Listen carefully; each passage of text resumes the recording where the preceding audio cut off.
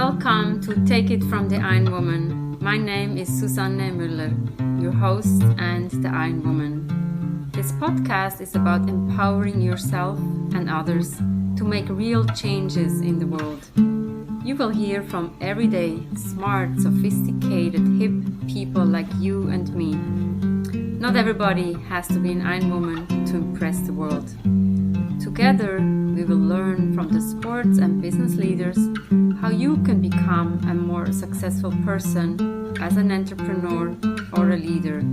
It's one step at a time, one day at a time. Take your steps now. Take your big steps now.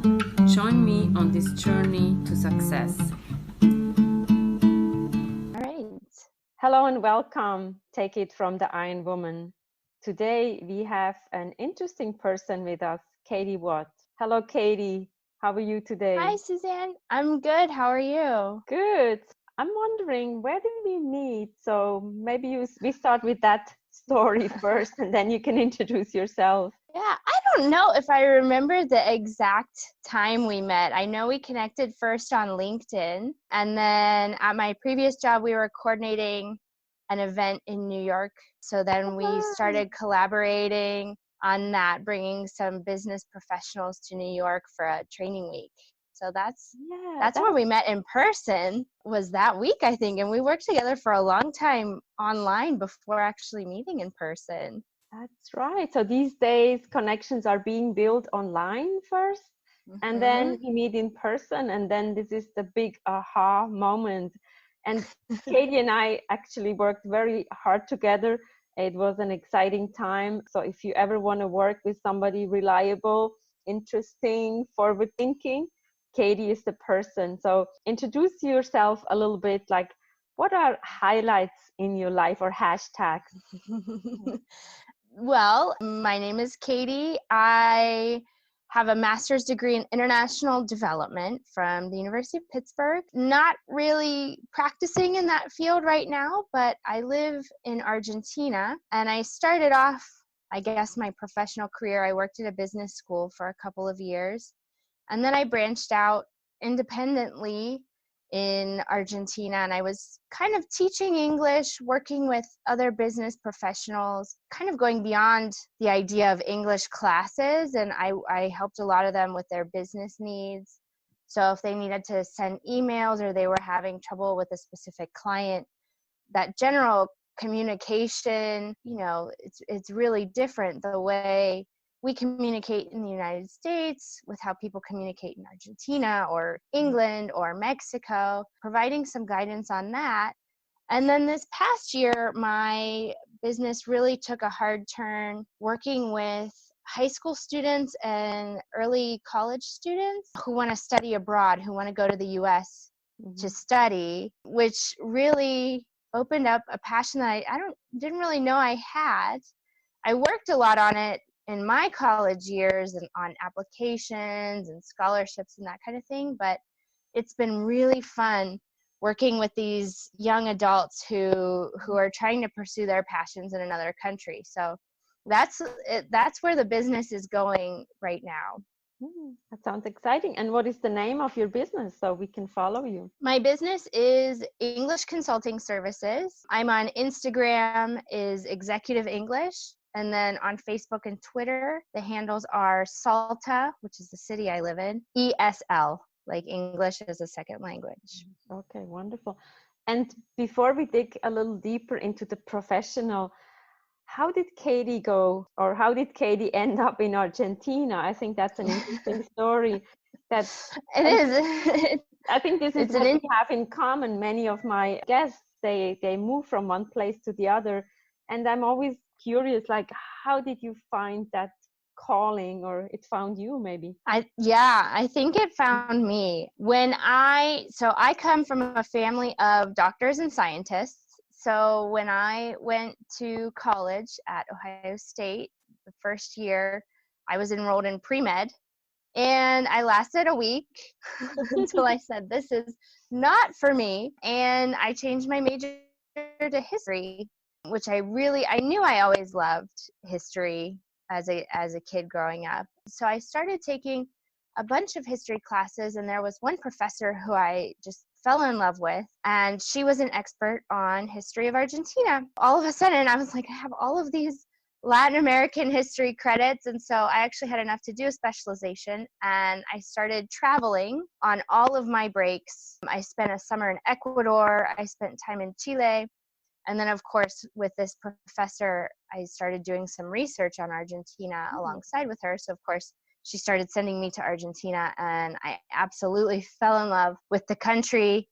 Of course, the first time I went, I was in Buenos Aires, so it's an amazing city, especially when you're 20 years old and you have no ties to anything, and the nightlife, the architecture, the history, everything that's going on in Buenos Aires is amazing. At the end of my time at Ohio State, I applied for a Fulbright scholarship to Argentina, and I won, which was a huge, it was a shock. I was excited. I was thrilled. So I got to spend almost a year in Argentina as an English language assistant. And there were 20 of us that year, but the Fulbright Association sends you to a city, so you don't really get to choose where you go. And I got sent to Salta, and I met my husband now, and I have been there ever since. That's fantastic. So, and I'm just curious, so if any of our listeners are curious to maybe go abroad, how was that? Cool, lonely, interesting, or what? How would you describe that journey of a year? A year is a long time, and you were young. I think especially when you go abroad by yourself. So some of the trips I did, they were organized by the university. So we had a group of students, and of course that was super fun. But I regret it a little bit because you really don't immerse yourself in the culture because you're with your group of 15 or 20, and it's just kind of an extension of college. But when you truly go by yourself, you learn so much about yourself. I know the times that I spent in Buenos Aires that I was by myself, I can't tell you how many books I read, because it's like when you first get there and you have no friends, you're like, what do I do? So I just sat and read a lot of books.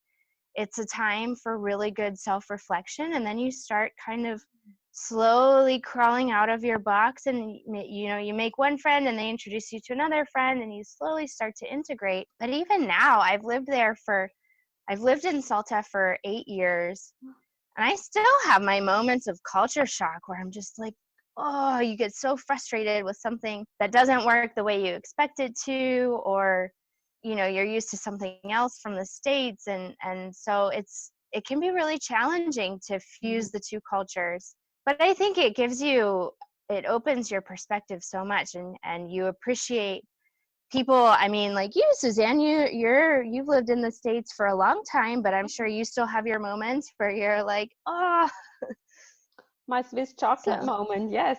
Yeah, exactly.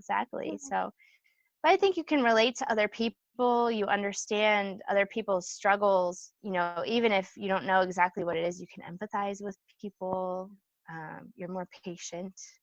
Yeah. I always get angry here in the States when my husband comes and his English is very good, but he still has an accent, and people are like, what is he saying? Okay, it's not that bad, and I'd like to see you try to speak Spanish. So I think that's when I work with people they say my English is not good enough.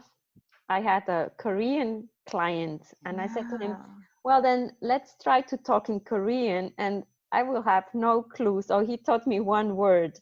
I always make sure to encourage the people to speak as much as they can. And I think you have to speak with your heart. What I also see when people kind of get closer to you, that I realize they don't understand my accent. But I think everybody has an accent. Yeah, you can identify somebody from New York versus Ohio or Chicago also. So yeah. And do you have any insights for the listeners on, you said you read a lot of books. When you go alone, what tips, if you were to do it again, what would you recommend somebody? Ooh, I think it's a hard question, because when I went, it was at the very beginning of the social media boom. Oh. So I was still not really connected. The one town that I lived in, it had just gotten an ATM. There was no internet in the town. So I think a study abroad experience will be really different now because you're just constantly connected, and your phone, you can get roaming anywhere in the world. And at that time, I mean, I'm still using calling cards. Like, who uses calling cards? What is that?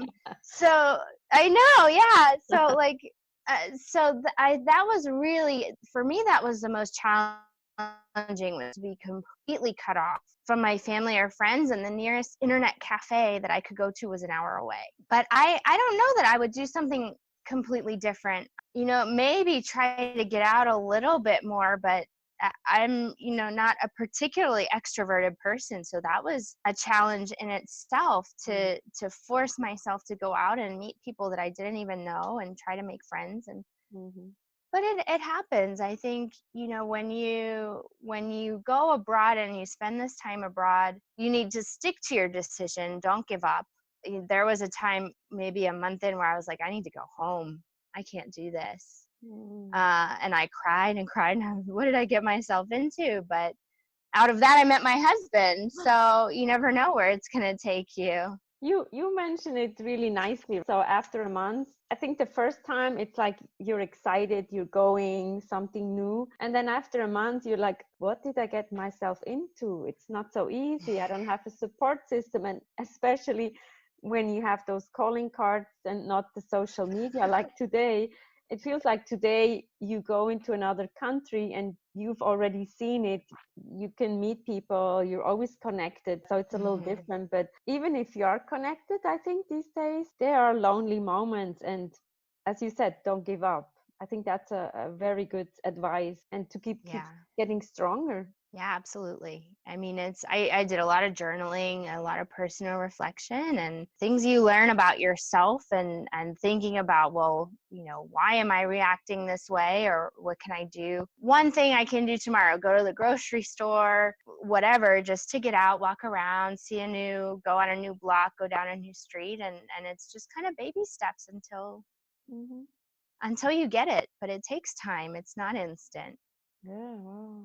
Interesting, and also helpful for our listeners. So go and see the world. Other insights is like probably bring a good book. Social media probably can help you. And then also connect and immerse yourself in the new culture. But don't give up your own culture, right? So you can also mix the cultures. Yeah. Thank you so much. Download your copy of Take It from the Iron Woman. Get your ebooks loaded up. Yeah. That's a good advice. Yeah. Thank you so much. All right. Thank you, Katie, and good luck. We want to hear on our next episode on your English consulting services. Thanks, Suzanne. That was really interesting to learn from Katie, going from the US on a scholarship to Salta, Argentina. And in our next episode, we'll hear how she can become successful. Chime in every Monday. We have a new episode. Thank you for your followership. Leave a comment. Take it from the Iron Woman.